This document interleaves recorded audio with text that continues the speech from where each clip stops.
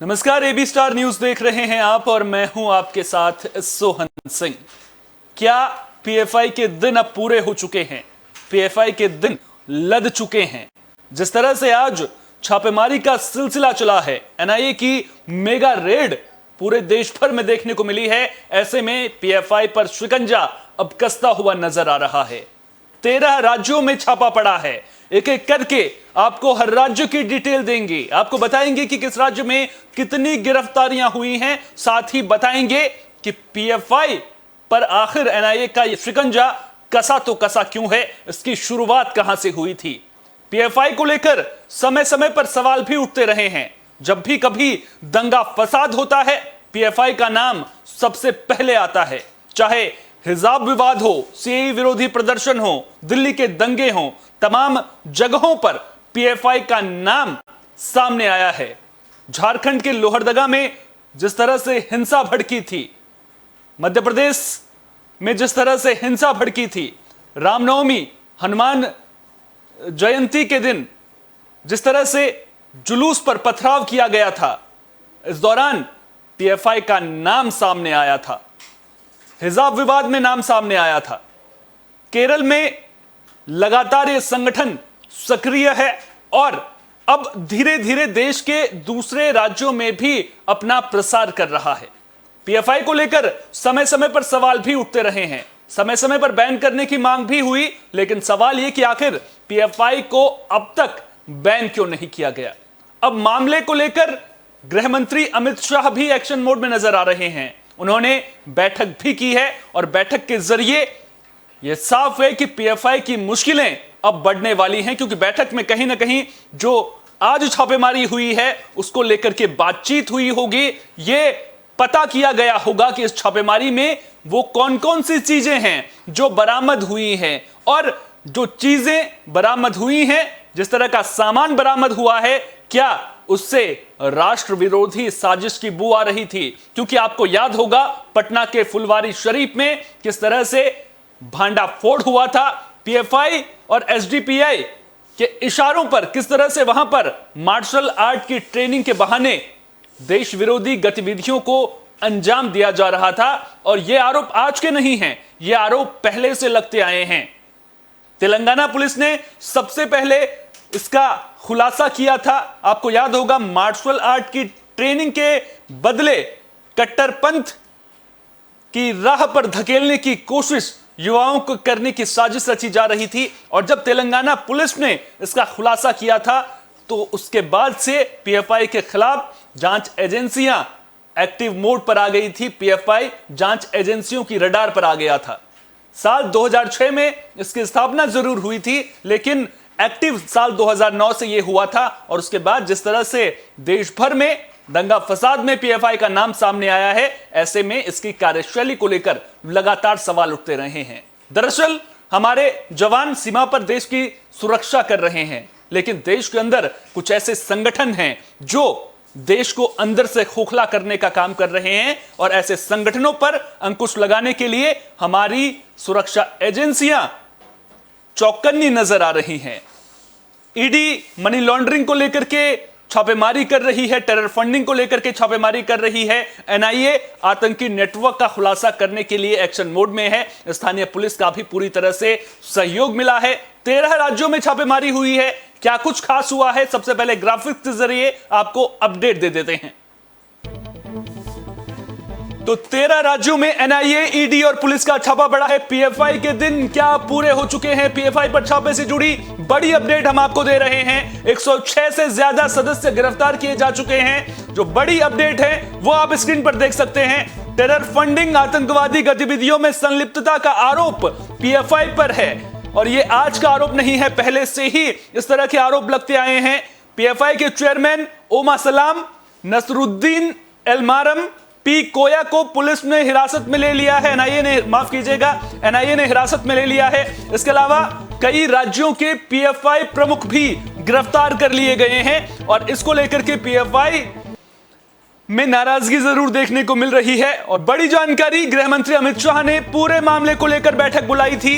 बैठक हुई, इस बैठक में एनएसए अजीत डोभाल, गृह सचिव, एनआईए डीजी के साथ में भी बैठक हुई है। यानी कि कुल मिलाकर रणनीति पर काम करने की जो जरूरत है उसी तरह से काम किया जा रहा है। आरोप क्या लगे हैं? टेरर फंडिंग, प्रशिक्षण शिविर को लेकर के यह कार्रवाई की गई है, जिसको लेकर के आरोप लगातार रहे हैं कि टेरर फंडिंग जो लगातार पीएफआई करता रहा है, पीएफआई को कहां से फंडिंग मिलती है उसके बारे में भी आपको बताएंगे। और जिस तरह से प्रशिक्षण शिविर के नाम पर कट्टरता की राह पर युवाओं को धकेलने का काम किया जा रहा था, इस तरह के आरोप भी पीएफआई पर लगे हैं। प्रतिबंधित संगठनों में लोगों को शामिल करने का आरोप भी पीएफआई पर लगा है। तो बड़ी जानकारी हम आपको दे रहे हैं। कार्रवाई के विरोध में अब पीएफआई सड़कों पर उतरे हैं। पीएफआई के लोग, प्रदर्शन देखने को मिला है और प्रदर्शन करते हुए पीएफआई को लोग नजर आ रहे हैं। खासतौर पर पीएफआई का यह कहना है कि जो भी ये कार्रवाई की जा रही है वो गलत तरीके से की जा रही है। लेकिन बड़ा सवाल ये कि अगर पीएफआई के खिलाफ इस तरह की कार्रवाई की जा रही है तो क्या पीएफआई के लोग कोर्ट का रुख करेंगे? क्योंकि अगर ये कार्रवाई गलत तरीके से की जा रही है तो फिर कहीं ना कहीं कोर्ट का रुख पीएफआई को करना चाहिए। लेकिन उससे पहले जिस तरह से सवाल पीएफआई से पूछे जा रहे हैं, एनआईए जो सवाल पूछेगी, जो करता धरता पीएफआई के हैं उनसे सवाल पूछे जाएंगे, तो क्या उन सवालों का जवाब पीएफआई के ये लोग दे पाएंगे? ये बड़ा सवाल है, क्योंकि पीएफआई में शामिल वो लोग हैं जो सिमी की जब स्थापना हुई थी उस वक्त जो लोग उसमें मौजूद थे वो पीएफआई में भी शामिल हैं। इस तरह की बातें लगातार निकलकर सामने आती रही हैं और जब इस तरह के आरोप लगे हैं, इस तरह की बातें निकलकर सामने आई हैं, तो आपको याद होगा कि सिमी को साल 2001 में बैन कर दिया गया था और उसके तुरंत बाद पीएफआई की स्थापना साल 2006 में हुई थी। 3 जो संगठन है उनका विलय हुआ था और 1992 बाबरी विध्वंस 1992 में जब हुआ था उसके बाद से इसको लेकर के गतिविधियां जरूर तेज हो गई थी। और क्या कुछ जानकारियां हैं वो हम आपको दे देते हैं। किस राज्य में कितनी गिरफ्तारियां हुई हैं मैप के जरिए सबसे पहले मैं चाहूंगा कि वो आपको दिखा दें। मैप के जरिए आप देख सकते हैं, ये देखिए कहां कहां पर छापा मारा गया है। राजस्थान, महाराष्ट्र, कर्नाटक, केरल, तमिलनाडु, पुडुचेरी, आंध्र प्रदेश, असम, यूपी। एनआईए का छापा किस राज्य में कितनी गिरफ्तारियां हुई हैं वो भी आप उसके साथ में देख सकते हैं स्क्रीन पर, आपकी कितनी गिरफ्तारियां किस राज्य में हुई हैं। जिसके बाद सवाल ये उठता हुआ कि क्या पीएफआई ब्लैकलिस्ट होगा? किस राज्य में कितनी गिरफ्तारियां हुई हैं वो आपको बता देते हैं। केरल में सबसे ज्यादा 22 गिरफ्तारियां हुई हैं। सबसे ज्यादा सक्रिय केरल में पीएफआई रहा है और 22 गिरफ्तारियां अगर केरल से हो रही हैं तो आप समझ सकते हैं कि कितने बड़े स्तर पर वहां पर काम किया जा रहा था। और उसके अलावा दूसरे नंबर पर महाराष्ट्र और कर्नाटक हैं जहां से 20-20 सदस्य पीएफआई के गिरफ्तार किए गए हैं। शिकंजा एनआईए ने कस दिया है, बचकर निकलना बेहद मुश्किल नजर आ रहा है। आंध्र प्रदेश में 5, असम में 9, दिल्ली में 3 लोगों को गिरफ्तार किया गया है। एक एक करके हर राज्य की अपडेट हम आपको दे रहे हैं। मध्य प्रदेश में 4, पुडुचेरी में 3 और तमिलनाडु में 10 लोगों को पीएफआई के गिरफ्तार किया गया है। इसके अलावा यूपी में 8 लोगों को गिरफ्तार किया गया है। वहीं राजस्थान में भी 2 लोगों की गिरफ्तारियां हुई हैं। तो किस तरह से पीएफआई का जाल देश भर में फैलता जा रहा है, इन आंकड़ों से आप खुद ब खुद अंदाजा लगा सकते हैं। 12 से 13 राज्यों में इसका हेडक्वार्टर भी है। इसके अलावा 22 से 23 राज्यों में यह सक्रिय है। इस तरह की बातें निकलकर लगातार सामने आती हैं। दावे पीएफआई की ओर से ये किए जाते हैं कि जो मुस्लिम समुदाय है उसके लिए काम लगातार ये कर रहे हैं, उनके उत्थान के लिए काम कर रहे हैं। लेकिन जब दंगा फसाद में नाम सामने आएगा तो एनआईए की रेड पड़ेगी। मनी लॉन्ड्रिंग को लेकर के ईडी भी सवाल जरूर पूछेगी। और ये ऐसा क्यों हो रहा है, क्यों छापेमारी हो रही है, तो आपको ये अपडेट हम दे दें कि इससे पहले भी सितंबर के महीने में कार्रवाई हुई थी। एनआईए ने छापा मारा था। सितंबर की शुरुआत में एनआईए ने 2 राज्यों में पीएफआई के खिलाफ छापेमारी की कार्रवाई की थी और इस छापेमारी में कई बातें निकलकर सामने आई थी। तेलंगाना और आंध्र प्रदेश में 40 ठिकानों पर छापा मारा गया था और इस छापेमारी में जो बातें निकलकर सामने आई थी उसके बाद अब मेगा रेड देखने को मिल रही है। उस दौरान 4 लोगों को हिरासत में लिया गया था और 4 लोगों को हिरासत में लेने के बाद जब पूछताछ हुई होगी, पूछताछ में कुछ खुलासे हुए होंगे, उसके बाद जो ये मेगा रेड है वो देखने को मिल रही है। डिजिटल डिवाइस, दस्तावेज, 2 चाकू भी बरामद किए गए थे। ये जो सितंबर की शुरुआत में रेड पड़ी थी उसकी जानकारी हम आपको दे रहे हैं। उस दौरान करीब 8 लाख रुपए आपत्तिजनक सामग्री बरामद हुई थी। 2 राज्यों में 40 ठिकानों पर जो छापेमारी हुई थी, उसके बाद एक्शन मोड में एनआईए लगातार नजर आ रही है। और पीएफआई का विवादों से कोई नया नाता नहीं है, पुराना नाता पीएफआई का विवादों से रहा है। जब जब दंगा फसाद हुआ है, जब जब कोई मुद्दा उठा है, पीएफआई का नाम उसमें सामने आया है। एक एक करके पीएफआई के गुनाहों का काला चिट्ठा आज हम आपको बताएंगे। साल 2017 में केरल में लव जिहाद के मामले सामने आए थे और उसके पीछे हाथ पीएफआई का बताया जा रहा था। उसके बाद साल 2019 यूपी में सीएए के प्रोटेस्ट में हिंसा हुई थी, हाथ पीएफआई का बताया जा रहा था। आरोप यहां तक लगे थे कि पीएफआई ने जो प्रदर्शनकारी थे उन्हें फंडिंग की है। साल 2020 दिल्ली में दंगे होते हैं, नाम पीएफआई का सामने आता है कि दिल्ली दंगों को भड़काने की साजिश पीएफआई ने रची थी। साल 2022 एमपी के खरगोन में पत्थरबाजी होती है, रामनवमी का जुलूस निकलता है, उसमें पत्थरबाजी होती है, नाम पीएफआई का सामने आता है। झारखंड के लोहरदगा के दंगों की तस्वीरें तो आपने देखी ही होंगी और उसमें भी नाम पीएफआई का ही सामने आया था। इसके अलावा पिछले 2 साल में सैकड़ों शिकायतें पीएफआई के खिलाफ मिली हैं और इन शिकायतों में आपको बता दें कि हिजाब विवाद भी शामिल है। हिजाब विवाद को सांप्रदायिक रंग देने का आरोप भी पीएफआई पर लगा है। इसके अलावा हाल ही में जिस तरह के मामले लगातार सामने आ रहे थे, जब भी दंगों की बातें निकलकर सामने आती हैं तो पीएफआई का नाम सामने आता है। फुलवारी शरीफ का जिक्र मैं यहां पर जरूर करना चाहूंगा, किस तरह से वहां पर पीएफआई की आड़ में आतंक का अड्डा चलाया जा रहा था, युवाओं को बरगलाने की कोशिश वहां पर की जा रही थी।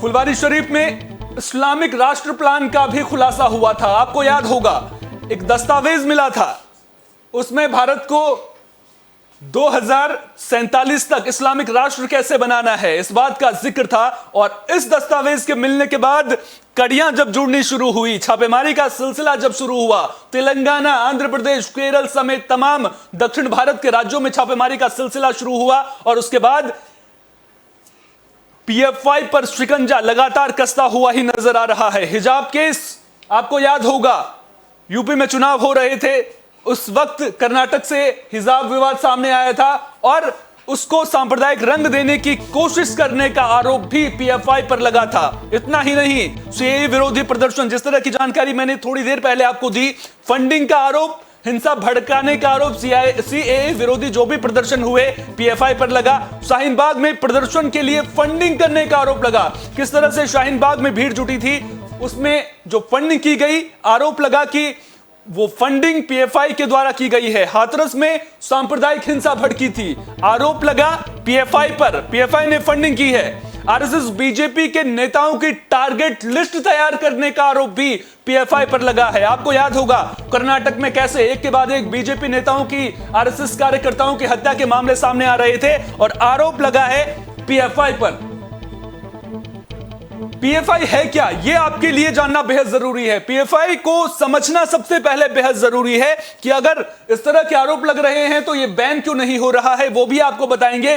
पीएफआई के दिन क्या पूरे हो चुके हैं, क्या अब ब्लैकलिस्ट पीएफआई होगा, यह सवाल सबके मन में अब है। पीएफआई के बारे में सबसे पहले आपको बता देते हैं, 23 राज्यों तक पीएफआई की पहुंच है, 23 राज्यों तक पहुंच है। खुद ब खुद अंदाजा लगाइए कि किस स्तर पर देश के अंदर इसका नेटवर्क फैलता जा रहा है। और जब इतने बड़े आरोप लग रहे हैं तो फिर जांच होनी बेहद जरूरी है। 15 राज्यों में हेडक्वार्टर है, 15 राज्यों में हेडक्वार्टर, अंदाजा आप खुद ब खुद लगाइए किस तरह से गतिविधियों को अंजाम दिया जा रहा है।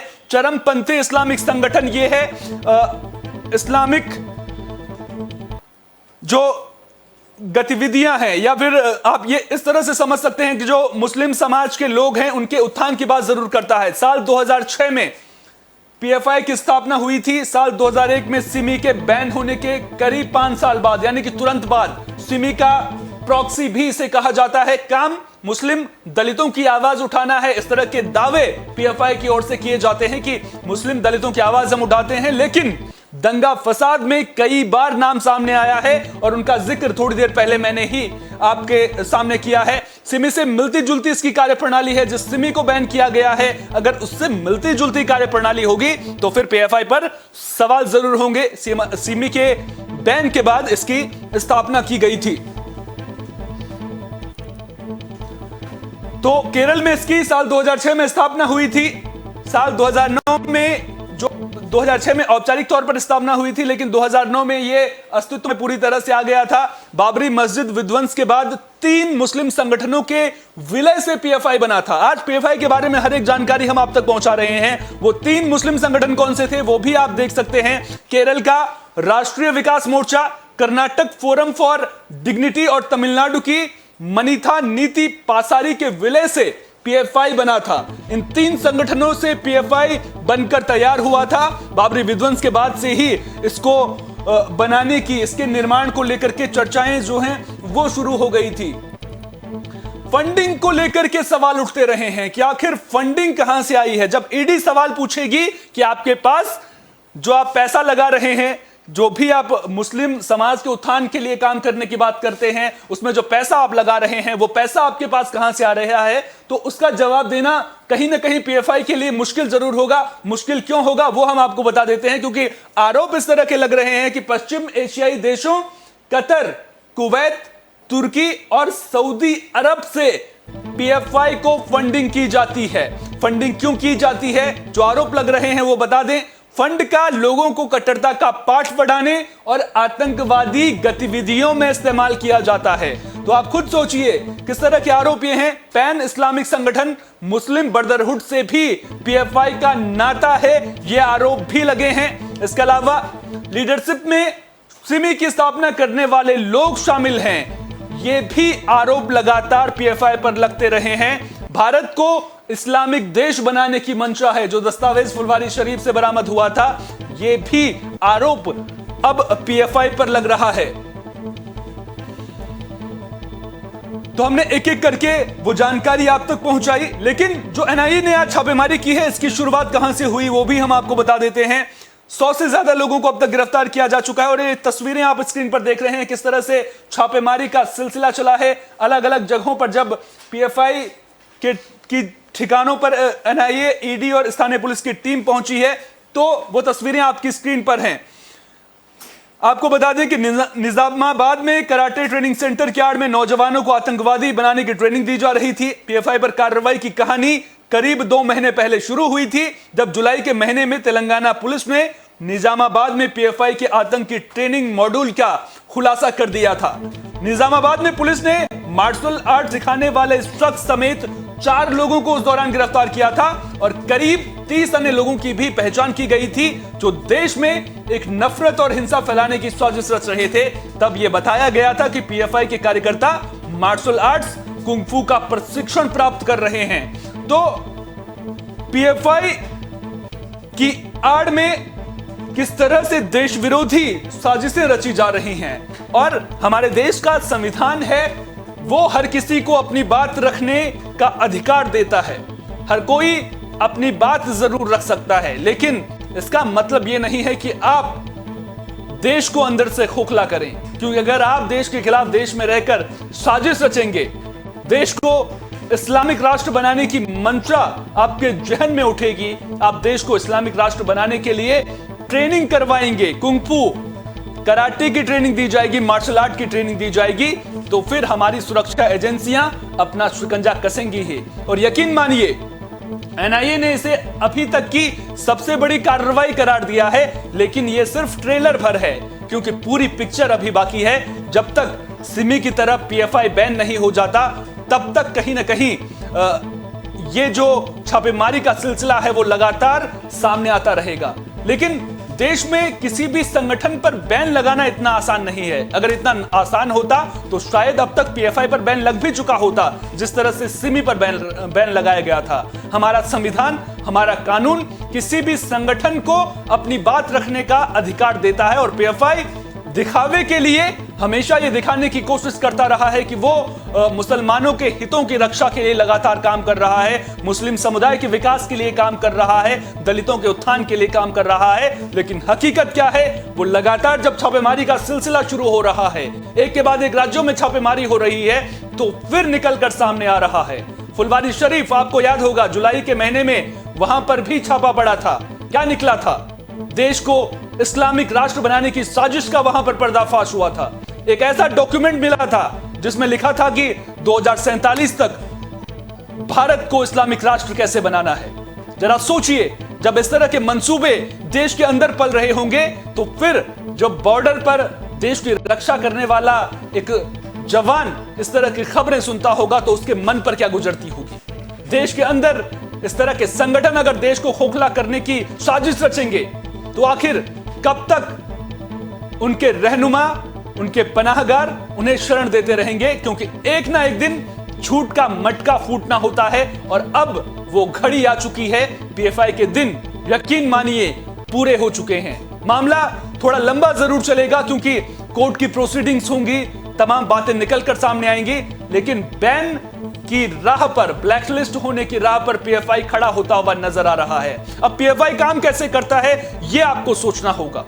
आपको मैं बता दूं कि पीएफआई का काम करने का तरीका क्या है। पीएफआई में सिर्फ कट्टरता की ट्रेनिंग नहीं दी जाती है। जिस तरह से मैंने आपको बताया कि मार्शल आर्ट की ट्रेनिंग वहां पर युवाओं को दी जा रही है। जो फुलवारी शरीफ की घटना सामने आई थी, आपको याद होगा कि वहां पर अलग अलग राज्यों से युवा पहुंच रहे थे, और वो पहुंच किस लिए रहे थे? उन्हें वहां पर कराटे की ट्रेनिंग दी जा रही थी, मार्शल आर्ट की ट्रेनिंग दी जा रही थी, और इसके साथ साथ उन्हें कट्टरता का पाठ पढ़ाया जा रहा था।